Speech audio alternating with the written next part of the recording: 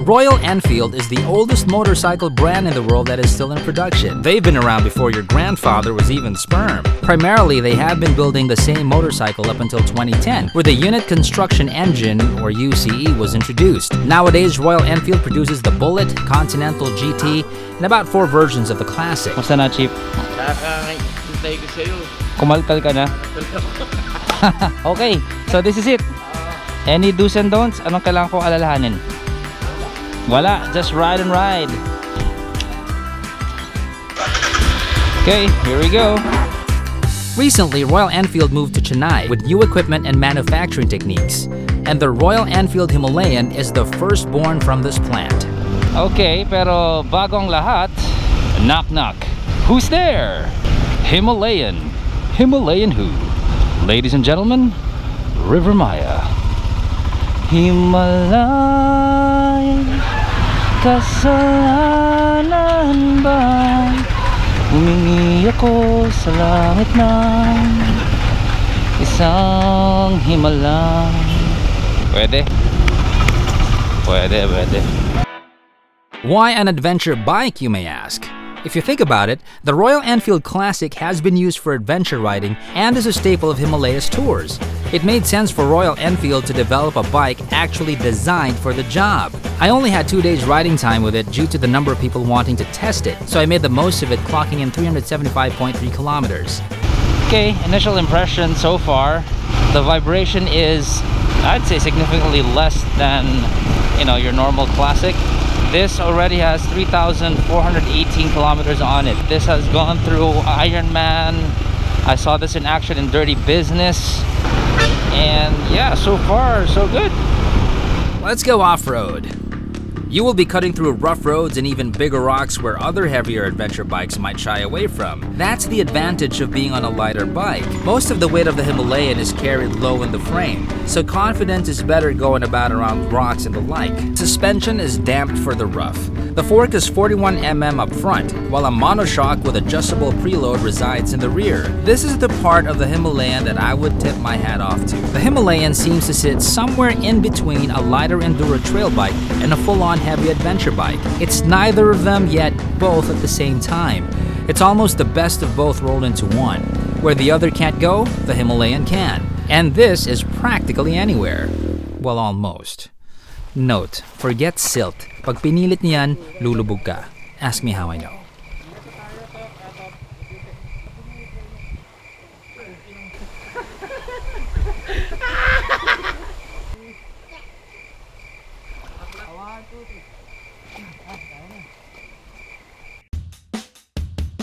Pierre Teblanche is behind the looks of the Himalayan.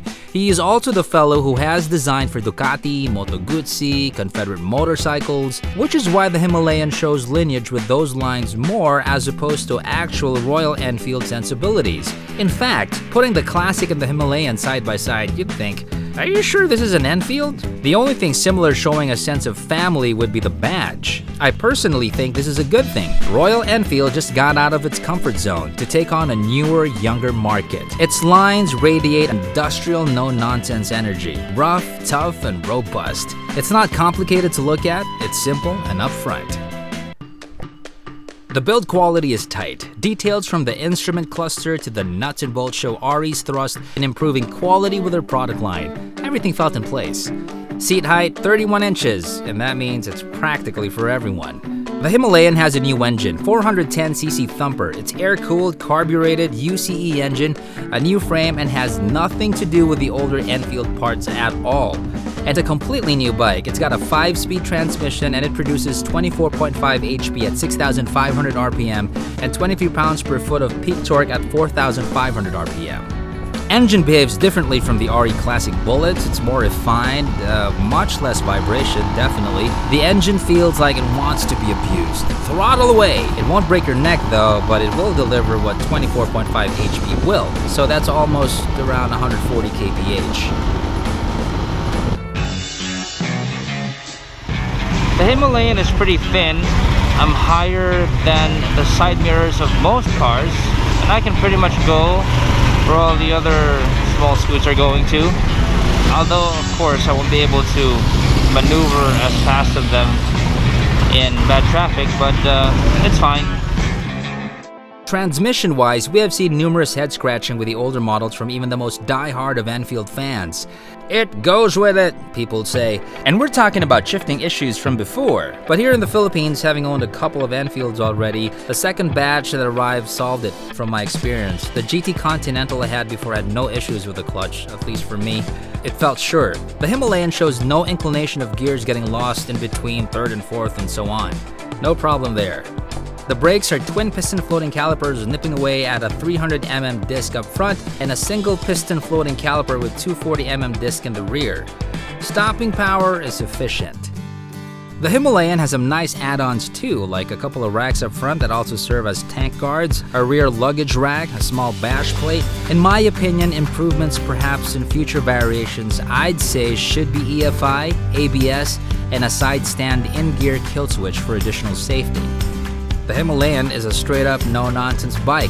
At 272,000 pesos, that's a whole lot of motorcycle for the buck. You get on the highway, you can rough it out, it's comfortable, with Royal Enfield reliability to boot.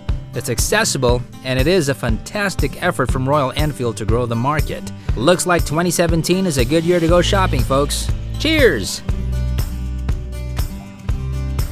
Yan ang tinatawag na hands-free.